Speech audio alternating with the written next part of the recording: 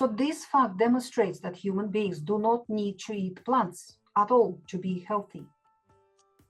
We don't need rainbow colors. We don't need 5 a day or 7 a day or 15 a day, or whatever it is. You know, all of this is propaganda. It's a mainstream technocratic propaganda. That's all it is. We do not, strictly speaking, need it. But if your digestive system is strong enough to tolerate some plants, of course they're nice to have. They provide us with colors and flavors and fun and tastes, and it's lovely to have them. Lovely. But your digestive system needs to be strong enough to be able to handle them. Well, hello, Natasha Campbell McBride. Welcome back to the Your Body's Way podcast. This is the second time that you've been on the show now. And I have to say, the first episode was so well received. And we were left with so many questions about the last episode and about the advice that you were giving. So I thought we could kind of follow on from that episode and really dive into the GAPS diet, which is obviously what you have created and what you have pioneered. And I just can't wait to dive into it in even more detail so that anybody who's listening to this can start, and they can start to heal from their chronic diseases and any kind of ailments that they have. So I have to say, Natasha, yeah. I'm delighted to be here. How are things over in the UK? How's the weather at the moment? Today it's sunny. Lovely. That's always enjoying nice. the sunshine. Yeah, lovely. I have to say, when I was waiting to talk to you, because I was about 30 minutes early, so I just thought, I'll just do some extra reading online. I have to say, I've come across how, I know that your books, all about the GAPS diet, you've written several books now, and I know that they are so popular, but I didn't realize how popular, I forgot how popular they were because they're so freaking effective and they're so well written. All you have to do is go onto Amazon and go online and anything. You've got cookbooks all about the GAPS diet. You've got groups of people who are talking about it and thousands of people who you've helped to heal. And I have to say, I've started reading the gut and physiology syndrome. So I've read the gut and psychology syndrome. I've read Put Your Heart in Your Mouth. So I started the gut and physiology syndrome. It's a bulky read, but it's very easy to read. And I have to say, I was looking on Amazon, I was looking at the reviews just out of interest.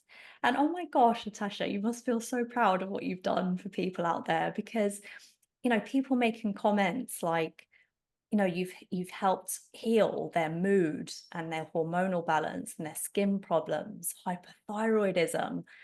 People are saying buy for your friends and family, and it's life-changing information, a must read and mandatory read for schools. People are saying this has to be in schools. So how does this feel, Natasha? You've really made a huge impact on people's health out there for thousands and thousands of people. How is that for you? Well, humanity's health is declining. That's why more and more people around the world need this specialized help. They need this help. That is why the books are popular. And I'm very happy to provide. I'm very happy to do this service for humanity. What I've kind of regathered from reading the Gut and Physiology Syndrome, which is a fantastic book, and it really is different from the Gut and Psychology Syndrome. So anybody who's read one, you definitely have to look at the other as well to get the full spectrum, because you talk about things in a completely different way in each book. So I think they're definitely both worth reading. But your stance, basically, correct me if I'm wrong, but your stance is look, the medical field has a way of chopping up the body into different systems. So, you have someone who deals with bones and joints, you have someone who deals with the heart, and someone who deals with your hormones. But you say our body isn't separate, it's all linked, and all disease actually originates in the gut. So can you just elaborate on that just a little bit, just as an introduction? Absolutely. Human body is one entity. It functions as a whole. Everything in your body is interconnected. Everything affects everything. So divide and conquer doesn't work for the human body. You have to treat the whole human being. And not only physically, but also on the mental level, on the spiritual level. You have to deal with the whole being. not only with the heart or with the arteries or with the thyroid, or with something else. That's very, very important. That's why gut and psychology and gut and physiology can be divided either. Gut and psychology, I've written in 2004. That came out in 2004. And at that time, I was working with children with learning disabilities, autistic, hyperactive, dyslexic, dyspraxic, and so on, and with people with psychiatric illnesses. That's why this book focused on the brain, on the mental health of the human being. And I see that's been around now for 20 years. The concept has been around longer. The concept of gaps, it's a global phenomenon now. The second book, as I was working with these children and adults, I've realized very quickly that not only the brain is starving and not only their brain is suffering, the whole body is ill. So they have other symptoms from other organs, other systems from everywhere. So that part, because this book was written later, you see, that's the gut and physiology syndrome. That came out in 2020. So this one focuses on the rest of the body. But you can't separate the head from the rest of the body. Right. Every person with mental illness or learning disability has painful joints, has eczema, asthma, may have chronic cystitis, digestive issues, various painful joints and painful muscles and other things. While people with so-called physical diseases, autoimmune illnesses in particular, for example, a person with rheumatoid arthritis or a person with lupus or a person with psoriasis, they've got mental issues. Mm-hmm. They have brain fog and they've got poor sleep and they can't focus and panic attacks and anxiety and other sort of things, because human body is one entity, and what causes every disease causes that disease everywhere. It will affect everything in the human body, everything. Because human body is a microbial community.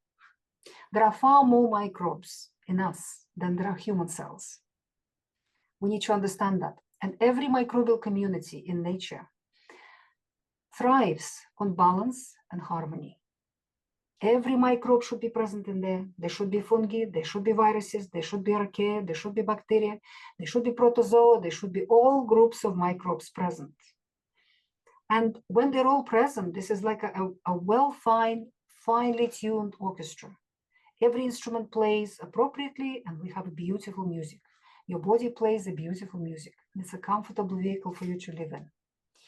But we human beings are very good at creating disharmony in nature, imbalance. Every time you take an antibiotic, you kill off part of that microbial community. No antibiotic can kill everything. It can only kill a small group of microbes. These microbes have been eating and controlling a whole plethora of other microbes in the community.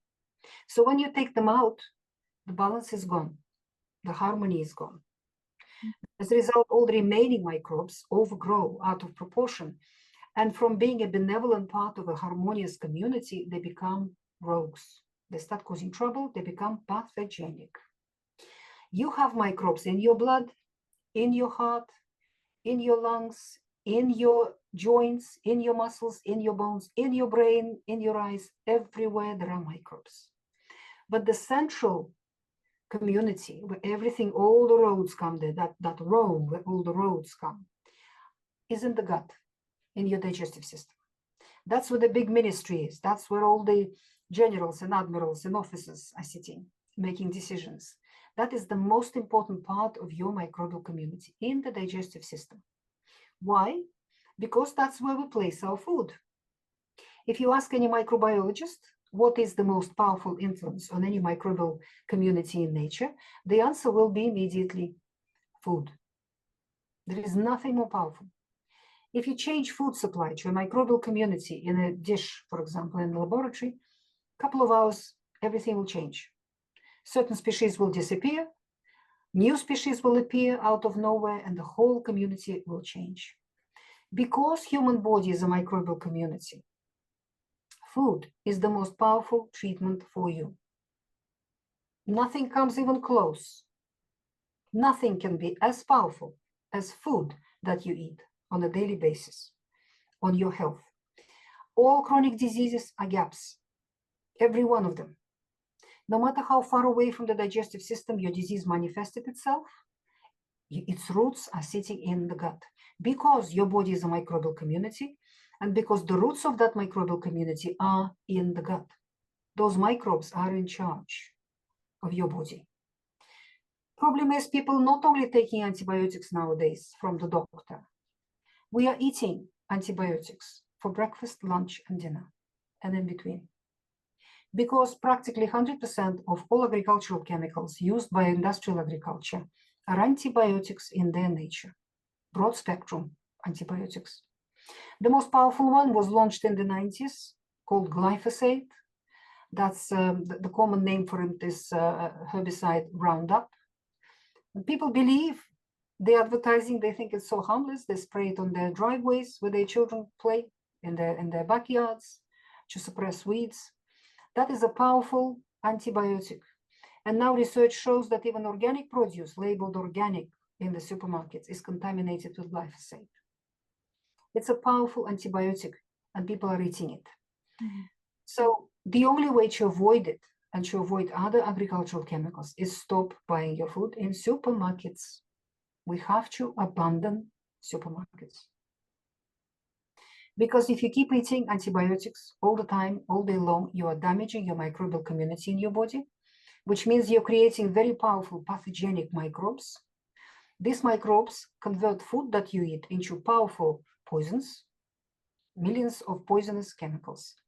At the same time, they damage the integrity of your gut lining, making it porous and leaky. Your gut lining becomes like a sieve, literally holes develop there. And all these poisons are absorbed through these holes. They get distributed around the body, and wherever they get you, they cause disease, they cause disorder. People start developing, because of this situation, people start developing food allergies and intolerances, because food doesn't get a chance to be digested properly before it absorbs through these holes in your gut lining. It absorbs undigested. All proteins you eat absorb undigested. Then the immune system finds these undigested bits of food in your blood, in your lymph, looks at them, says, you're not food, I don't recognize you as food, and attacks it. And it's this attack of the immune system that manifests itself as food allergy and intolerance. You can get hives, you can get a drop in your blood sugar level, you can get a drop in energy, you can get painful joints, painful muscles, a skin rash, sneezing, asthma attack, panic attack, and anxiety, anything, absolutely anything. People go and do testing for food allergies and intolerances, and they get the results. And according to those results, they start removing foods out of their diet. And they remove and remove until they've got virtually nothing left to eat. And they're still reacting. Because as long as your gut is like a sieve, you are absorbing everything undigested, whether the lab has picked up on it or not. So instead of removing food, what we need to do, we need to focus on healing and sealing your gut lining, closing those holes. And that is what the GAPS diet does. It's very effective at that. It's been around for more than 20 years, and it has a very good record of healing and sealing the gut lining. And once those holes in your gut lining closed up, food starts digesting properly before it absorbs. And your food allergies and intolerances disappear one by one. At the same time, that river of toxicity that was flowing through your damaged gut wall, through those holes, also stops. So your body stops being poisoned, stops being bombarded by all these chemicals that the pathogenic flora produces. In order to heal and seal your gut lining, you need to change the gut flora. You need to bring balance and harmony back into your microbial community in your body. And your body is a microbial community. Health is harmony. We can be only healthy when we are in harmony. Our bodies are in harmony within itself, and you're in harmony with your mind and with your spirit, and you're in harmony with your environment. Only then you're healthy and happy and joyful, and life's worth living. When there is disharmony, that's disease. So that's what disease should be called, a disharmony. So that's what we need to do. I love it. And I have to say, every time I read your book, so I read your books, sort of, let's say every year, I'll kind of have a recap. And every time I read it, I get so inspired by just really cleaning up my diet and really kind of getting down to the basics of what the GAPS diet is, which is sort of based around like animal proteins and well-cooked vegetables and broths. And I can actually, I can feel the truth in those pages when I read them. I have to say, when I started reading the gut and physiology syndrome, I mean, you were listing all of the health problems that a GAPS person, like you call them the GAPS person, that a GAPS person actually struggles with. And I have to say, in a way, we could all be placed on that list. So, issues like fatigue, eczema, depression, asthma, migraines, IBS, hair loss, I would, in that case, consider myself to be a GAPS person. So, just out of curiosity, Natasha, would you consider yourself a GAPS person? We live in a GAPS humanity. Right. So we should all The be, we're all whole kind of GAPS humanity. people. That's right. Like, The whole humanity. There are hardly any wow. healthy people left in the Yes, world. absolutely. We all have something wrong, right? Exactly, because of what we're doing, because of our technocratic lifestyles and the technocratic world that we have created. Mm. Our industrial agriculture is an abomination that needs to be abandoned simply. And yet it's plowing ahead. Our corporations that own everything in the world, they just poisoning the planet, and they're poisoning all the life forms on it, including human beings. I don't know why human beings think that they can destroy the planet and be safe themselves somehow, be nice and clean themselves somehow. No, the more we are destroying the soils on our fields, and that's what industrial arable agriculture is doing. We are surrounded by this industrial wasteland. I'm an organic farmer, and our farm is an oasis surrounded by industrial wasteland of industrial arable fields. The soils on those fields are dead. If the farmer didn't put chemicals on it, nothing will grow on those soils at all. They've killed the soil. They've destroyed the soil. How can you expect to get healthy food from that soil?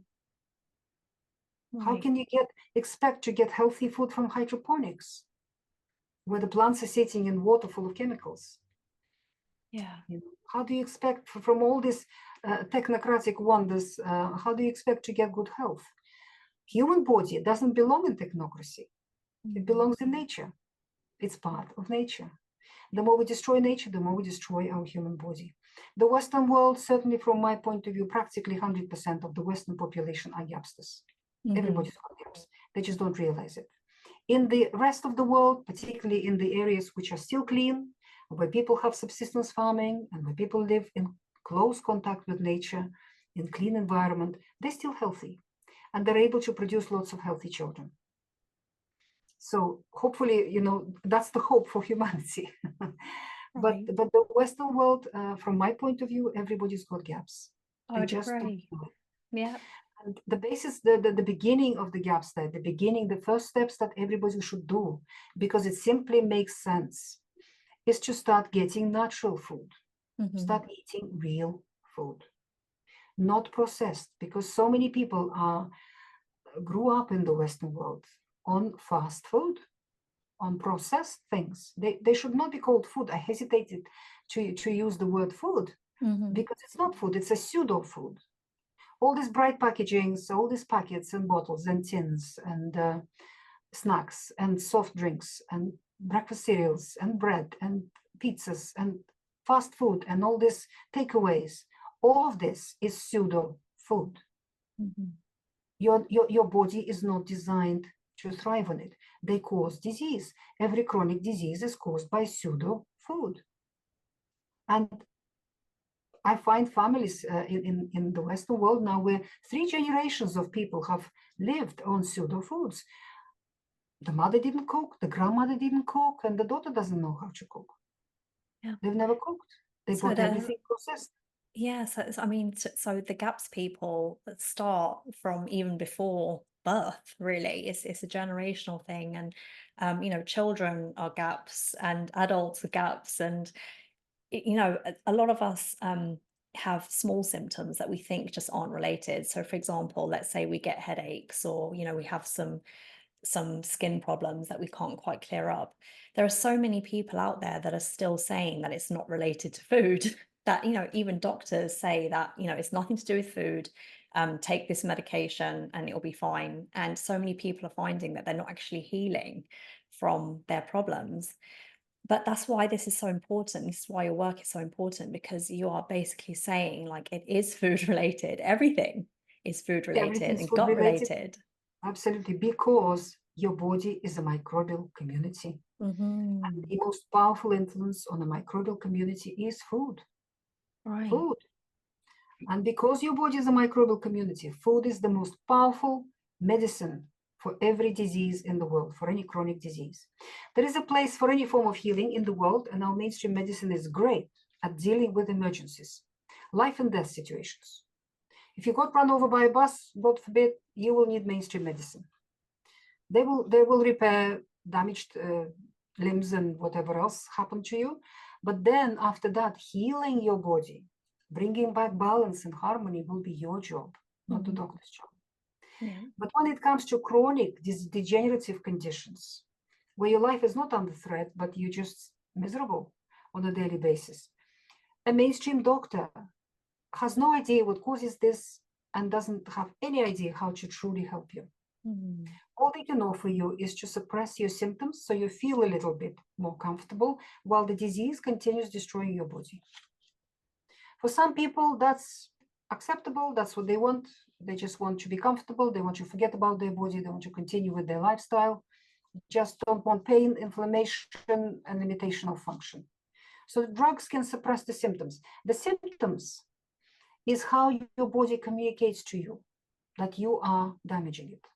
That's how your body calls for help to your mind, to your conscious mind, by giving you pain, by giving you inflammation, by giving you skin rash, by giving you limitation of function and some other uncomfortable symptoms. If you then go to a doctor and get a drug to suppress pain, to suppress inflammation, to suppress this and that and the other, you're telling your body, stop calling for help and suffer in silence. So your body will continue getting destroyed, but you will not be connected to your body. You'll be disconnected by these tablets, and you will not be aware that you are destroying your body. Problem is that doesn't last long. Usually these drugs very quickly run out of their ability to suppress the symptoms. The symptoms still, they get stronger. The body starts knocking louder on your closed door. So the dose has to be increased, or some other drugs need to be tried. So you finish up with handfuls of pills that you're taking. All of them have side effects. All of them create new symptoms and new problems for you to deal with. And your body's falling apart. And there are far too many people in the Western world who are in that situation. So for anybody who's listening to this, who say, that is me, she's just described me, where can somebody get started? So just summarize, what is the GAPS diet and how can someone get going on this and start making a change for their health? The first thing to do is to get my books and read them. Yes. So you understand why. Yes. We're human beings. We've got a mind. Our mind needs to know why we're heading in this direction. Why did we decide to take this road, and why are we going there? What's the justification? Nobody can be just told, now you do this 1, 2, 3, 4, 5, and that's it. You go and do that. Right. No. So you have to understand all the why, and you have to realize how your disease developed, where it came from, what's happening in your body. Because when your body keeps developing new symptoms and starts falling apart and you don't understand why, that creates fear. You become fearful. Yeah. And that's and you scary. start relying on the doctors then, because Exactly. you don't know anything else. Do not explain anything. Do not explain anything. They just suppress your symptoms. So, and fear can only destroy. There is nothing to fear in this world. Absolutely nothing. I'm telling you this with 100% certainty. There is nothing to fear in this world. This world is amazing and wonderful. And our life that was given to every one of us is a huge privilege. We need to enjoy it. We need to live in joy. So by reading my book, you will understand why you're ill. You'll understand, why do I have a rash, and what this symptom means, and why did that symptoms developed. And once you got that understanding and got that motivation, then you can start making changes in your lifestyle, changing in your life. So the GAPS diet is based on traditional diets from all over the world, the way people used to live, the way they used to cook, and they used to feed their families. Everything's cooked at home, no fast foods, nothing pre-prepared, no packets, no tins, none of that. You buy food in the form that Mother Nature made. So raw meat, frozen, can be frozen or fresh, raw fish, preferably wild fish, not farmed, eggs in their shells, dirty vegetables, fruit, nuts in their shells, which you crack at home yourself and process yourself, and honey. That's practically your shopping list. That's it. It's so a very simple. very simple, I love it. Very simple shopping list. And they slowly, gradually, initially buy your food wherever you can, because particularly for a person who's ill, or a person who has fatigue, who can't think straight because their brain is clogged with toxicity and they have a brain fog, or you don't have help at home, it's a very good idea to have help, to ask friends, family to help with some of the tasks, particularly initially. So initially, do your best. Buy food where you can, buy what you can. But gradually, eventually, you will come to a situation where you will abandon the supermarket, because you will understand that the shelves in the supermarkets are stocked by industrial agriculture. Every bite of food there, no matter how it's labeled, is full of chemicals and has poor nutritional value. Organic label has been corrupted 10 years ago. It cannot be trusted on the supermarket shelves. There is so much cheating, so many lies in the organic sector, it's unbelievable. So in order to get really clean food, you abandon the supermarket, you find real farms, preferably organic farms, and you buy food directly from those farms. A lot of them can be found online, a lot of them ship, but farming markets in the cities are very useful. So where you can go on the weekend and meet the farmers and get their email addresses and phone numbers and say, can I visit the farm? And then on the weekend, you just put your family in the car and go and have a lovely day visiting a farm. And you have a look, are there any chemicals lying about? Are there any refrigerators full of steroids and antibiotics? Where are the animals? Are the animals on pasture? Are the chickens free ranging on pasture, outside, under the sunlight? How are the vegetables grown? What's happening? You may have to find several farms, because farms specialize nowadays. So at one farm you get your dairy, at another farm you get your meat, at another farm you get your eggs, somewhere else you get your vegetables. And all it takes then, once a week, just getting organized. Once a week you drive to the farm, you get your weekly supply, bring it home, and you're stocked for the week. All it takes with the meats are the easiest. You just get secondhand freezers, set them up in your garage or wherever you can, set up these old freezers.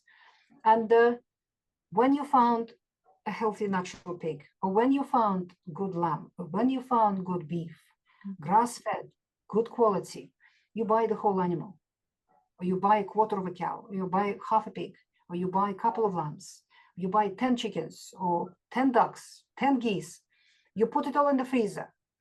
So in the mornings, when you wake up in the morning, you don't have to think, what am I cooking tonight? You just go to your freezer, you go to your garage, and you get a piece out, and it'll defrost during the day, and in the evening you can cook it for your whole family.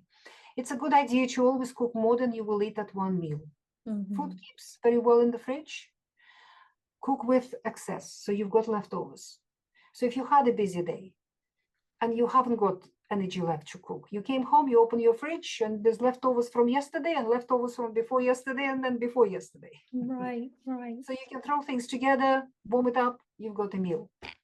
Food keeps perfectly well. And the GAPS diet itself is not very complicated. You just develop your own recipes. And there are plenty of recipes in my books. In this book, there's a good recipe section which explains everything in detail. And in this book too, there are recipes. The fact that we are not eating grains, we do not eat grains in the GAPS diet, doesn't mean and that why is that? Why do we avoid grains on the GAPS diet? Right. So we have a damaged microbial community in the gut. We have a damaged, porous, leaky gut wall. Your digestive system, instead of being a source of nourishment for you, is a major source of toxicity in your body. It's poisoning you. Food is poisoning you. Instead of healing you, instead of nourishing you, instead of giving you vitality. That is what's happening. So we have to change that microbial community, and we have to heal and seal the gut wall. We have to rebalance and heal the gut itself, because people have inflammation in their stomach, and they have parasites, and they have all sorts of issues going on in the digestive system itself. And that shows in the majority of people with either diarrhea or constipation or bloating, gas, indigestion, reflux, GERD, and all the other problems, and pancreatic insufficiency in many people. So we have to remove, in order to do all of that, we have to make the work for the gut easier. We have to stop feeding pathogenic microbes. We have to focus on feeding good microbes, so they grow and become stronger, while the pathogens reduce in numbers and get taken under control by the good ones in there. So we have to change our diet. That's very, very important. So foods which feed pathogenic microbes, at the same time, these foods are very hard to digest for the human digestive system. And they have also many damaging substances in them called anti-nutrients. So all of these foods need to be removed for long enough time to give your digestive system time to heal. You have to be gentle with your digestive system. The hardest foods to digest for the human being are plants. Plants. That's interesting. In fact, a basic you think it'd be easy, right? The basic fact from biology we know from 1930s is that the only things on our planet who can digest plant matter are microbes, microbial communities. Mother Nature used this scientific fact in creating the digestive system of a cow, or a giraffe, or an antelope, or a deer, goat, sheep, any herbivorous animal. They have 3 enormous stomachs. Some animals have 4 or even 5. Enormous stomachs, full of microbes. Lots of microbes in there. So the cow doesn't digest the grass she eats herself. It's that microbial community in her 3 enormous stomachs that do the work for her. They digest the grass, they digest the plant matter, break it apart, and convert it into substances which the cow then absorbs and builds her big, beautiful body. We human beings do not have 3 enormous stomachs full of microbes. We have 1 little stomach, and it produces hydrochloric acid. In a healthy stomach, when we're hungry, the acidity can be below 2, below 1 pH. Very acidic environment, very hostile to any microbe to survive in. That is why a human healthy stomach is almost sterile. It has virtually no microbes in it. Stomach is the place where you swallow, when you swallow your food and it goes down the pipe, down the esophagus, that's where it lands, in your stomach. It's the small organ. That's where the digestion, the first few steps of the digestion happen. And it's full of hydrochloric acid, and it's got pepsin, and it's got some other elements of the stomach juice. The only things that this juice is able to break down properly is meat, fish, eggs, and dairy. Animal foods. So what do the plants do? Just say someone's just had a salad. What do the plants do once they reach the stomach? Plants are indigestible for human beings, particularly raw. They just sit there doing not much, waiting for their turn. Then the whole mass gets passed into the several meters of intestines, where the last few steps of digestion happen with the pancreatic juice and the bile, and whatever's digested is absorbed. And the only things that are fully digested and absorbed in those parts of the digestive system, again, are meat, fish, eggs, and dairy. Animal foods only. Plants, again, are indigestible. They contribute some juices, some vitamins, some minerals, a few little bits and pieces for us. But the bulk of what your body is built from, the building materials, plants are unable to provide, and they never provide. They do not provide that. And what is the bulk of the human body is made of?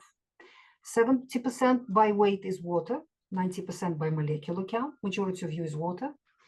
The dry weight of the human body is 50-50 practically, protein and fat. When we analyze human protein and human fat in a lab, we find that it's almost identical in its biochemical structure with proteins and fats we get from animal foods: meat, fish, eggs, and dairy. Animals are built from the same proteins and the same fats that our bodies are built from. And these foods are easy for us to digest. Our stomach can break them down very well. They absorb and they feed your physical structure. The physical structure of your body is renewed all the time. It's not cast in stone. Every cell in your body only lives a short life. It dies, it gets removed, and new baby cells are born to replace them, these dying cells. Your body renews itself that way all the time. In order to give birth to trillions of new baby cells, your body needs building materials. These cells need to be made from something, right? So the building materials for this process, this cell regeneration, beautiful process, come only from animal foods. So why do we eat plants at all? Right. That's the question. You know, That they is do the not question, feed us. yeah. They do not feed us. Yes, because plants provide wonderful cleansing substances. They are cleansers. That's why we eat them. They keep us clean on the inside. Their juices, phytonutrients, antioxidants, minerals, vitamins, they provide cleansing on the inside. And when they go through the small intestine, they finish up in the bowel, in the large intestine. And that's the equivalent of the cow's stomachs in us human beings. That's where the majority of our microbial community lives, in the bowel. And that's where the fiber, the starch in the plants and other elements of plants get digested to a degree. And these microbes release something useful for us. Very saturated fats, for example, short chain fatty acids, they release very, very saturated fats, which sustain us between meals. But the difference between human beings and the cow is that cows, rumen, those stomachs, are at the beginning of her digestive system, before absorption happens. In us human beings, the equivalent of her stomachs is at the end of the digestive system. Too late. It's at the end. It's, you know, we get little bits and pieces, but not that much from the plant matter. People in traditional societies have figured this fact out through experience. That is why they will spend a lot of effort on fermenting plant matter, on cooking it, on malting, on soaking, sprouting, and doing all sorts of other things to make it a little bit more digestible. Right. A little bit more feeding, a little you need bit to more digest the plants outside of your body, basically, to make You it easier on your body. Because Right. remember, only microbes can digest plants. So you employ microbes outside your body in a pot to ferment all that plant matter, to digest it for you, and then you consume it yourself. So So we do a fermented lot of plants and soaked plants, sprouted plants, would you say those right. types are the best types because they're sort of pre-digested? Yeah, I understand. The hardest things for human beings to digest, and not only for human beings, but for animals too, are seeds of plants. Because seeds of plants are the plant's babies. They don't want them to be eaten. They want them to grow. That's why every plant equips its babies with chemicals which are called anti-nutrients. A whole plethora of chemicals. We've researched maybe a fraction of them, but the more we're researching, the more we find that every seed is practically poisonous.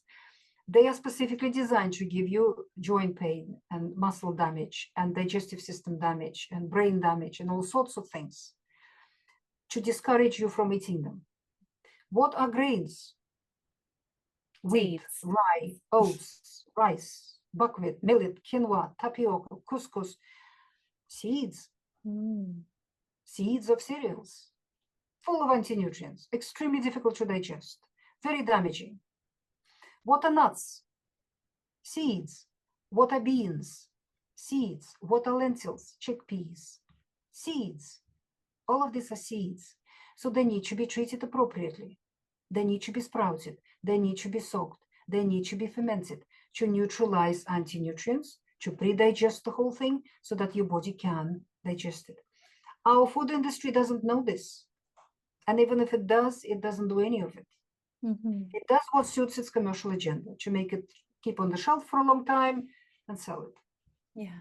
I mean, I can't imagine these big companies taking the time to soak and sprout, and course. it costs too much time, too much money. So Absolutely. they just Of give it to course. us as is, and then we just eat it as is. We don't do that extra step that's needed to make it, more easily digestible. Yeah. So in the GAPS diet, we focus largely on feeding foods, animal foods. The basis of it is meat stock, which is very, very important, where we take a chunk of animal with a bone, with ligaments, with blood vessels and everything in it. And if it's a pork, then with skin on top as well. And we cook it in water. We cover it with water, without salt and spices, salt and pepper.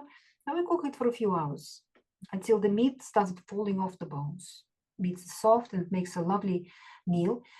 But the bouillon, the stock, the liquid that results from it, that is the most healing substance for your gut lining. That's what will close all those holes in your gut lining. That meat stock. It's called the meat stock. And with that meat stock, we make soups and stews, and we drink it just as a warming cup. And so the soup, proper homemade soup made on a meat stock at home, is a basis of the GAPS diet. The more cups of meat stock you drink, or the more cups of meat stock you get your child to drink, the quicker you will heal and seal their gut lining. Close all those holes in the gut lining. Stop it being the major source of toxicity in the body and make it a source of nourishment for you. And then the meat itself is wonderful. You can add vegetables there as well. So the vegetables we eat, the full plethora of vegetables are allowed in the GAPS diet, apart from potato family. Right. Because of why starch. is that? Starch, right? Because starch is difficult to digest, right? Yeah. Under the microscope, starch is a huge molecule, looks like a bush.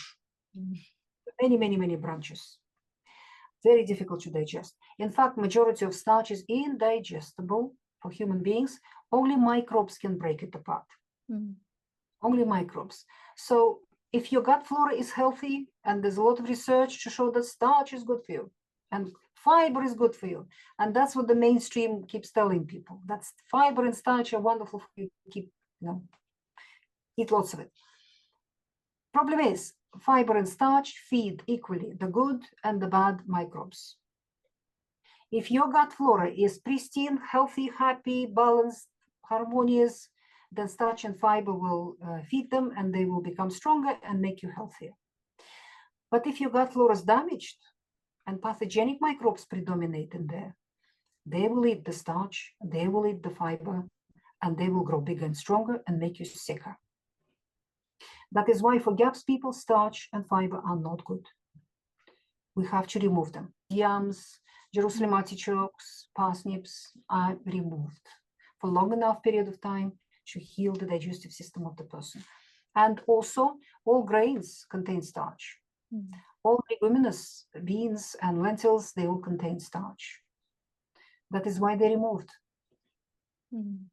I find what you're saying just so mind-blowing. And obviously I knew you were going to say it because I've read your books and I know where you're coming from with what you teach. But even as a nutritionist, fruits and vegetables, and eat the rainbow, and have the grains. We need fiber. We need to go to the toilet. It helps to bulk up the stools, and it helps for hormone balance, and all of these different benefits of having fruits and vegetables in the diet. And for example, the American Gut Project, they did that big study on 30 plus plant foods a week equals the most diverse microbiome, and therefore it's the healthiest way to eat. And it's so hard for people to believe that you don't actually need plants in your diet to thrive and to be healthy, and actually they're actually making a lot of people sicker.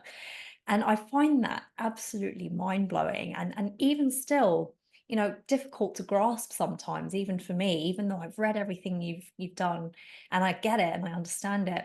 But looking at a beautiful plate, like a salad, like a gorgeous, colorful salad, I can't imagine, and so many people can't imagine that isn't so healthy for you. You must get that all the time. You must get people who are pushing back on you all the time about your stance on plant foods. I mean, how do you deal with that? I'll tell you a story. A few years ago, maybe it's now 14 years ago, 12 years ago, I was contacted by a group of mothers from the States who had babies with FPIES. What's that? Food protein-induced enterocolitis syndrome. It's a mouthful. Mhm. Basically, what you have an exclusively breastfed baby, a few weeks old, vomiting, diarrhea. The child is losing weight, not growing, not developing, losing weight, dying, basically. Doctors do testing and find that the child's allergic to all protein on the planet. So breastfeeding is stopped at that point. The child is put on a synthetic formula made from soya, hydrolyzed formula with single amino acids. And the parents are told that you can't give your child any protein, that you can cook some carrots or something, that's it. You can't.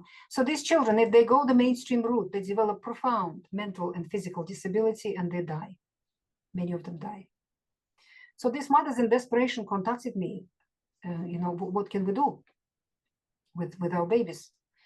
I knew from my experience, from 20 years experience by then, that the more the digestive system of a human being is damaged, the less plant matter the digestive system can tolerate. Right. So the extreme end, where the digestive system is so damaged, it cannot tolerate even the breast milk of the mother. Plants are a no-no. You really have to remove most plant matter.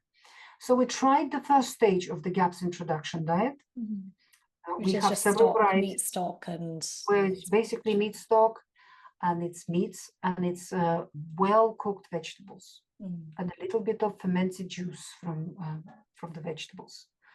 Even that wasn't gentle enough for these babies.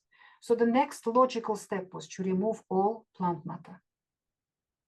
So these babies started living entirely on meat stock, on gelatinous meats, on fermented dairy, kefir we were making, and raw egg yolks. That's all.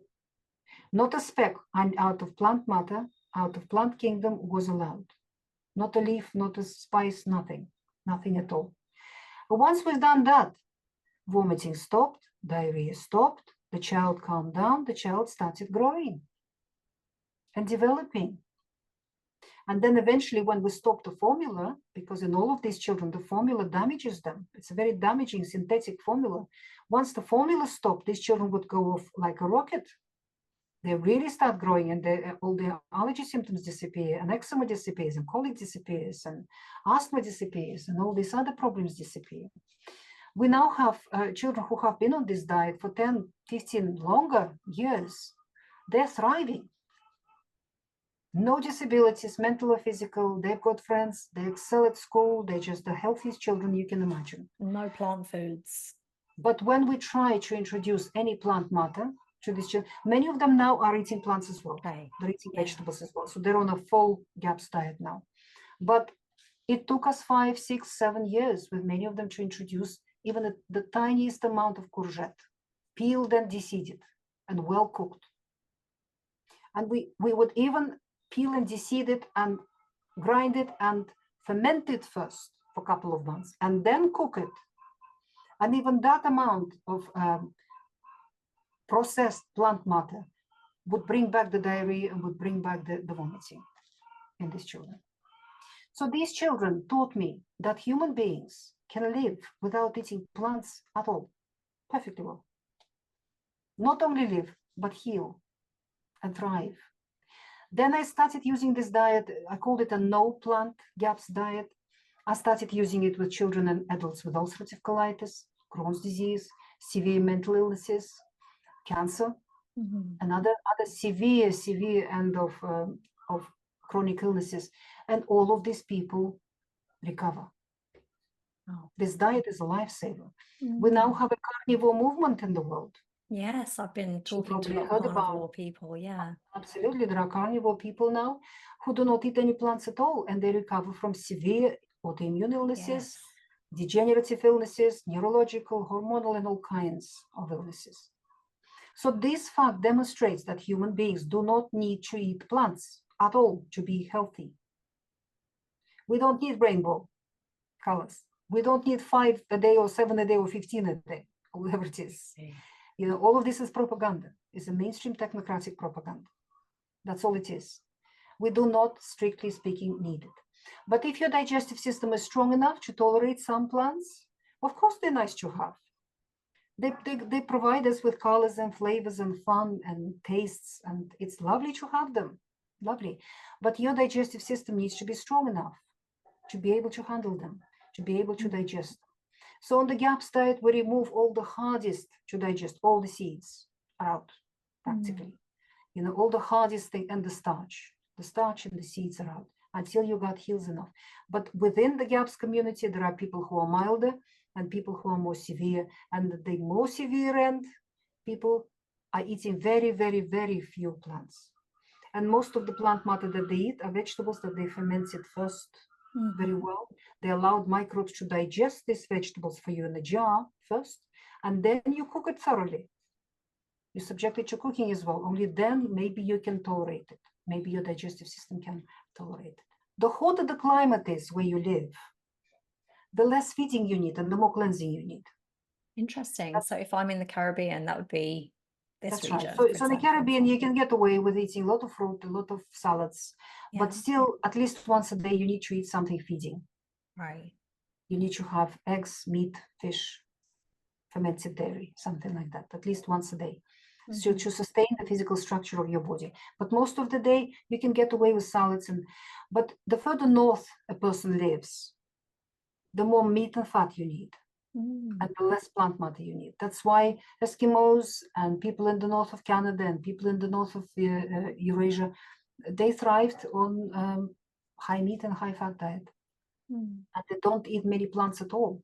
And in the long, long winters, if you think about it, traditionally when there were no supermarkets, you know, there were no this strawberries from Chile in January kind of thing, you know, or cherries in February from somewhere else, tropical, you know, but people had to rely on what's in their environment, what they've harvested and what they've got.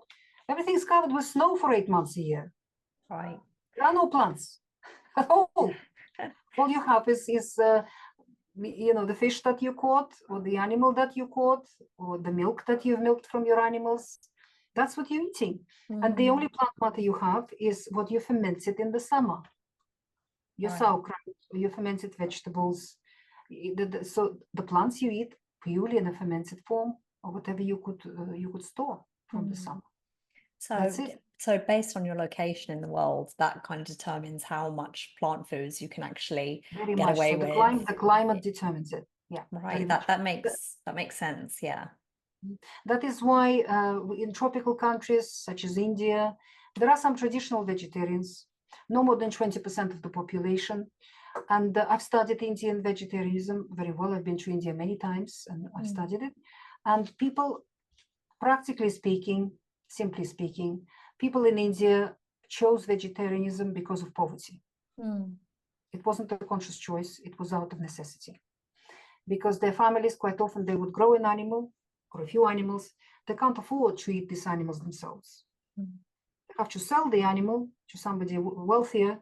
And the amount of money that they get, they can buy all their rice and beans for the whole year, for the whole family.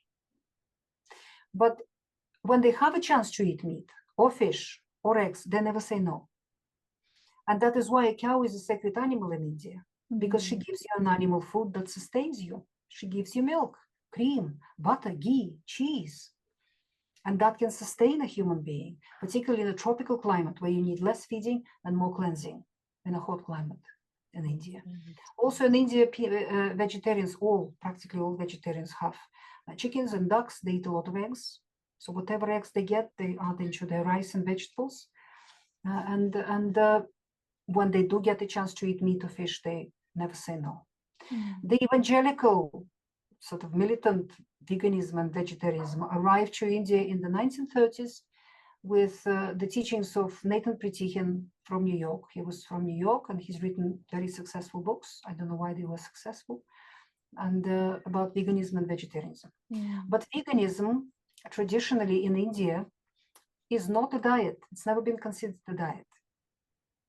Veganism is a form of fasting.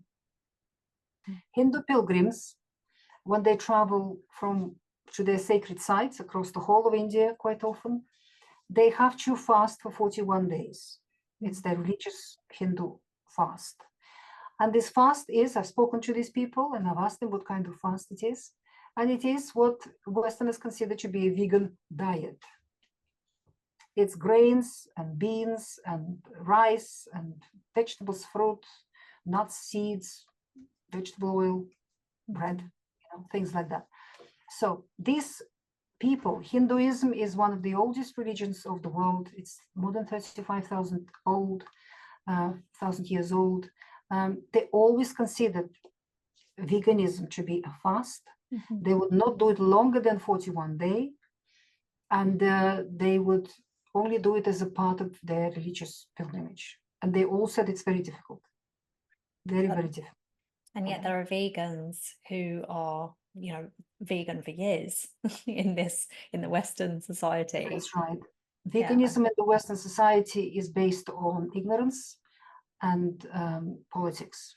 And, yeah, absolutely. In ignorance, lies, and politics. It is not a diet, it is a form of fasting. So in the first weeks of veganism, a toxic Western person who's accumulated lots of toxicity in their bodies, a less toxic body feels better than a toxic one. So as you eat lots of all of these salads and fruit and vegetables, you're cleansing. You're not feeding yourself, but you're cleansing in a powerful way. And of course, a cleaner body feels better than a toxic body.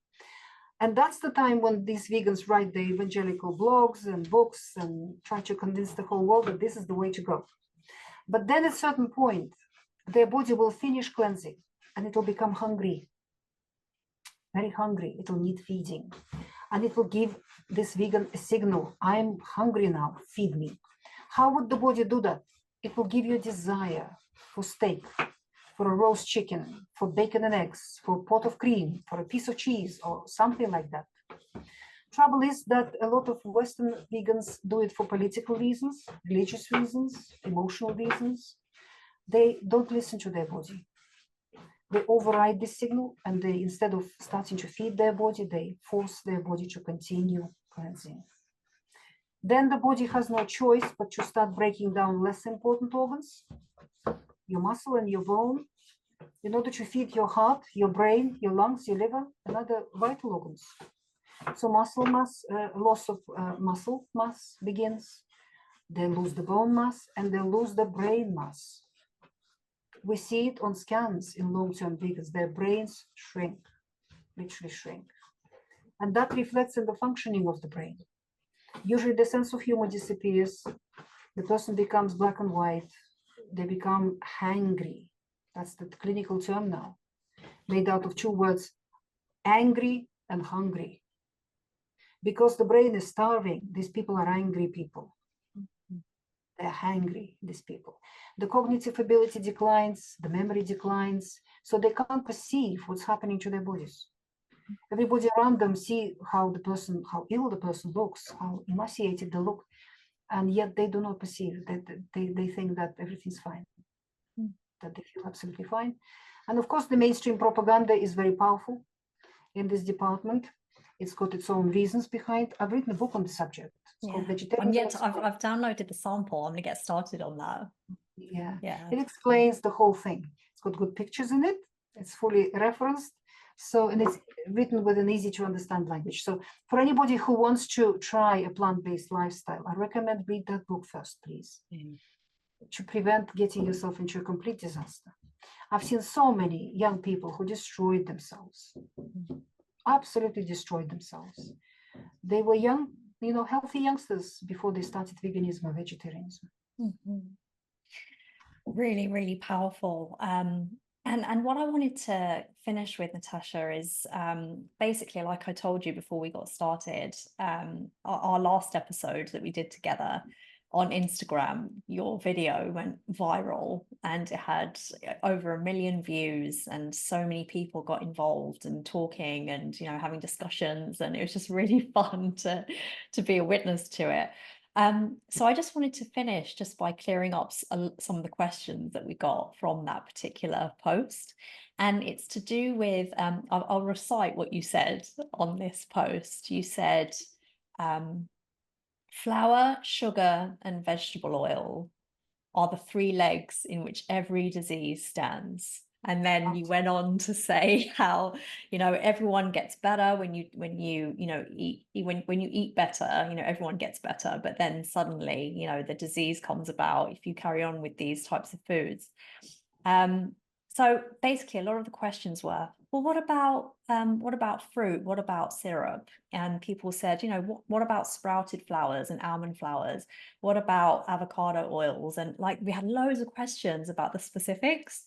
So I just thought, when it comes to sugar, flour, and vegetable oil, which sugars are okay, which flours are okay, and which oils are okay on the GAPS diet? So let's start with sugar. Which sugar? You mentioned honey as a start. We use honey and we use dried fruit for sweetening. Okay. We do baking on the GAPS diet. So when a person's gut has healed enough and can tolerate these sort of things, we bake using nuts ground into flour consistency. Can be a mixture of nuts, and we usually grind them ourselves. It's better that way. We use butter, and we use dates or any other dried fruit as a sweetener. What about maple syrup? Maple syrup is processed, and it has double sugars in it, which feed pathogenic flora. So maple syrup is not allowed. Really? Honey, I did not know that. That's my sweetener of choice. Yeah. Wow. Honey is allowed. Honey is actually an animal product.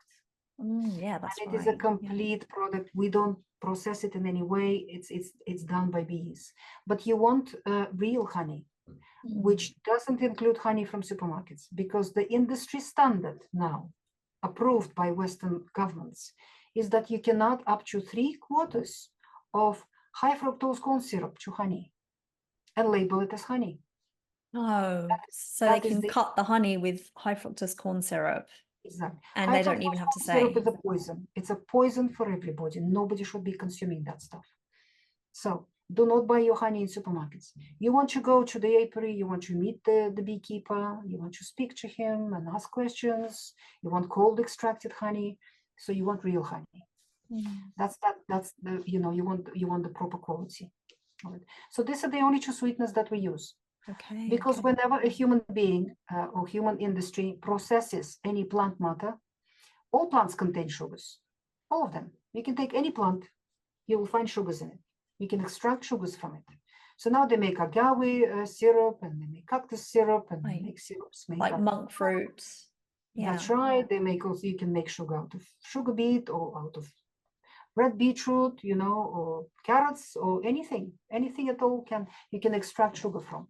The thing is, in order for a human being to process 1 molecule of sugar, you need 56 molecules of magnesium. You need dozens of molecules of chromium. You need enzymes, you need proteins, you need fats, you need vitamin A, you need vitamin D, you need vitamin K2, you need all these other nutrients. And they all need to be in the right proportions. And Mother Nature packed every vegetable, every fruit this way, where every molecule of that sweetness, of that sugar, is surrounded by 56 molecules of magnesium, by all that chromium, by all those enzymes and all these other cofactors. So when you eat that fruit whole or that vegetable whole, you get the whole lot, and it's good for you. That sugar processes properly in your body, and it nourishes you, and it does you only good. But the human beings don't do that. They take all these fruit and vegetables to the factory. They take the sugar out, and everything else is thrown away. So that would go for coconut sugar as well, which is classed as, very healthy and very good for us. But basically, you've taken the coconut away and just taken the sugar out of the coconut. Exactly. So that molecule of sugar then comes into your body like a villain, like a highway robber. It needs those 56 molecules of magnesium. Where are they going to come from? From your muscles, from your brain, from your tissues. It will rob your body blind.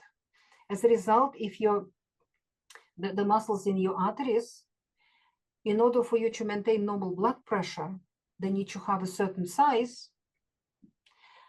Calcium allows them to contract, magnesium Magnesium allows them to relax. There's always plenty of calcium in the human body. But if you've eaten sugar and all your magnesium in the body is bound to that sugar processing it, then your muscles, your blood vessels can contract, but they can't relax. Your blood pressure goes up. 100% of our epidemic of high blood pressure in the population is due to the fact they eat sugar. As simple as that. When they stop eating sugar and starch, blood pressure normalizes without any medications. With kids, magnesium deficiency shows as hyperactivity, inability to focus, attention deficit disorder, various behavioral problems, and physically they feel unwell. Magnesium is involved in hundreds of various reactions in the body. It's one of the most essential minerals. And this is only one mineral we're talking about. Yeah, right. That sugar will not only bind magnesium, it will bind a whole host of nutrients in your body. You will be robbed blind by that spoonful of sugar. Wow. So I understand like everything you've explained. So honey and dried fruit, that makes sense because they're sort of whole foods if that's how you describe it. It's not just sugar extracted from something, it's actually just a whole food. Yeah, that makes sense. That makes sense. And you said obviously nut flours. What about people talk about ancient grains and ancient like grains that. are also seeds. They will have all the anti-nutrients and they will have starch. Okay. And they are processed as well. When you grind grain into flour, it is already processed food, the flour itself. If you try to do it at home, the first thing that happens within an hour, the germ in each grain, the place where the seed actually starts growing from with the life forces in that little tiny place, it's got very highly polyunsaturated fatty acids. They get oxidized by grinding within a couple of hours, so they become rancid. So within a couple of hours of grinding that flour, it becomes rancid. Then if you try to keep it for any period of time, you will find that little beetles will appear in it, molds will appear in it, that it absorbs moisture very rapidly, very fast. It turns into a lump, so you have to protect it from moisture. So what does industry do? Because they keep flour for months, sometimes years. So immediately, as soon as it's ground, they add chemicals to stop it absorbing moisture. They add pesticides to stop insects getting in, little flies and little beetles and other things. And then they add other things. And a large percent of it is soy protein isolate. 99% of soy grown in the Western world is genetically modified.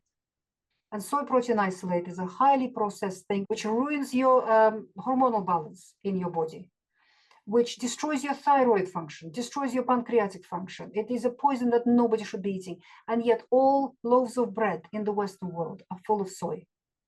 All these flours are extended with soy protein isolate because it is cheap to manufacture and it is tasteless and colorless. Practically, it's white and tasteless. It's easy to extend any flour with it. What if you soak the flour? So like sourdough, for example, I know that's a recipe in your in one of your books. You can make these things at home, of course. That's how people traditionally make bread at home. And for generations, it's particularly difficult to talk to older people.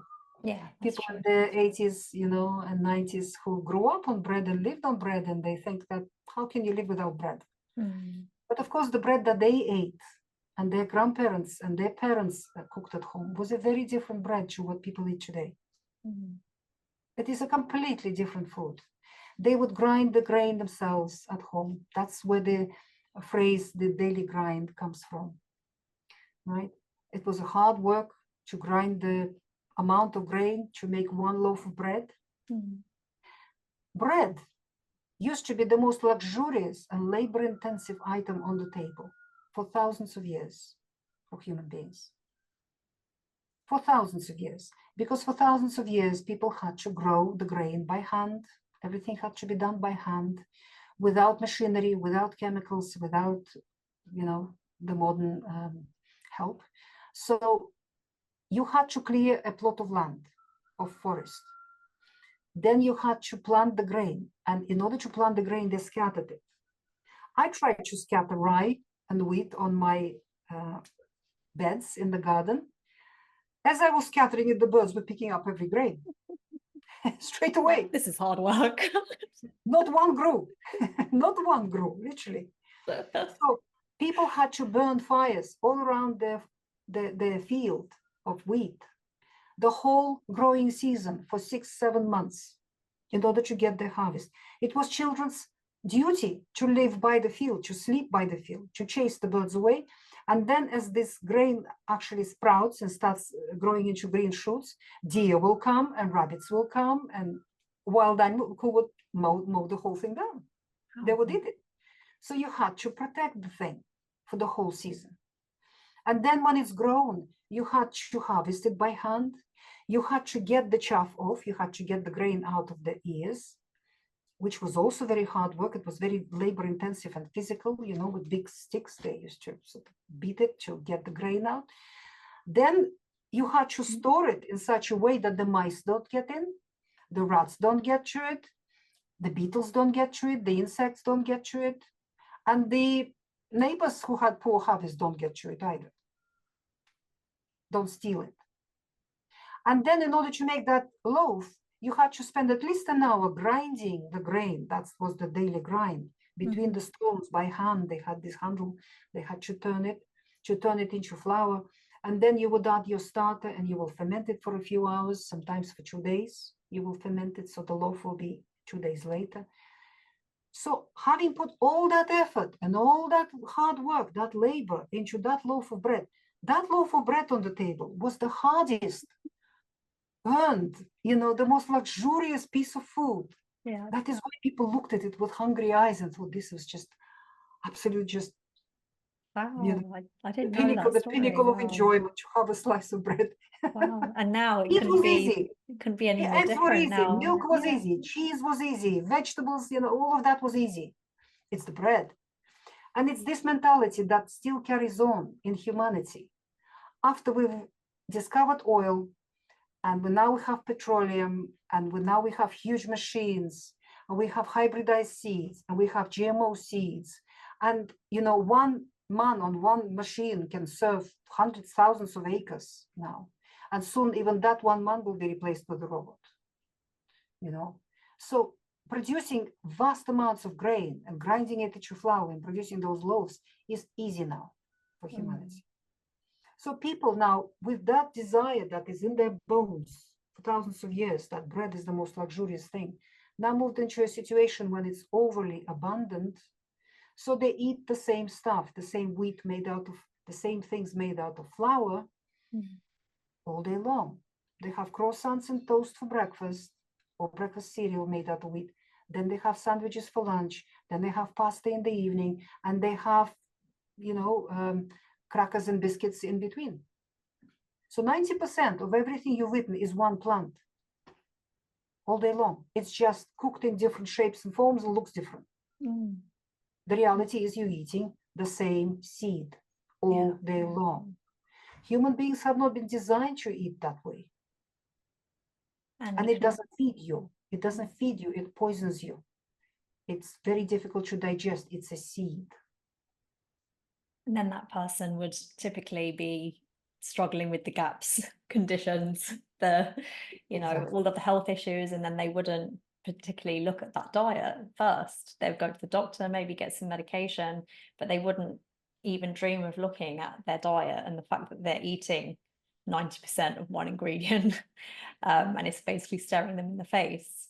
That's a typical person these days. That's right. Finally, oil. So we have animal fats, which are highly recommended by the GAPS diet, which you've explained already. But things like olive oil and avocado oils, and people say, "Oh, but my canola oil is really good quality." And so, what would you recommend when it comes to oils? Canola oil is made out of GMO soya.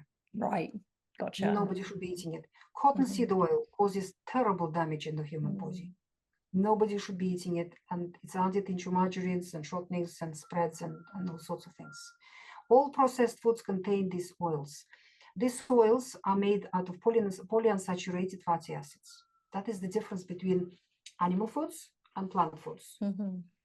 Animal foods contain the fat that is almost identical in its structure to fats that we are made from human fat. So they're very physiological for us. They're very good for us. The more animal fat you eat, the healthier you will be. Pork fat, lamb fat, beef fat, goose fat, duck fat, butter, ghee. These are the best fats for human beings. They're stable, they keep for a long time, and they're good for cooking because they don't get damaged by a lot of heat, by heat. Plants contain a lot of fats, but their biochemical structure is completely unsuitable for building human fat, for building human body. They have too many polyunsaturated fatty acids. They're largely made out of these polyunsaturated fatty acids, which are very fragile in their structure. They're easily damaged by light, oxygen, heat, and chemicals. And that is exactly what's applied to them when they're extracted from the plant matter in the factories. They apply solvents, they apply pressure, heat, oxygen, light, and all sorts of things. So the resulting oil that goes into the bottles and goes into supermarkets, called cooking oil or vegetable oil, no matter what it's called or what plant it's extracted from, it doesn't matter. It's mutilated fat. These are damaged polyunsaturated fatty acids, which are back to front. They destroy your physiology on the most basic fundamental levels. These are the most poisonous things you can put into your mouth. All processed pseudo foods are made with these oils. All takeaways, all restaurants cook on it. So if you eat out a lot, you're eating unhealthily, very unhealthily, because they're cooking all your food on these mutilated, chemically destroyed oils, which cause every disease in the world. Nobody should be eating them. All snacks, all crisps, fries, chips, all of these sort of things. They're all full of these sort of things. And nobody should be eating them. As I said, every chronic disease stands on 3 legs: sugar, wheat, and vegetable oil. The bulk of it. The bread, everything made out of flour. Your soft drinks that people drink. Soft drinks is another abomination. Nobody should be drinking them. And vegetable oils. What about olive oil? Olive oil, cold extract, traditional. It doesn't feed you, but it cleanses you. Right. It's a good cleanser.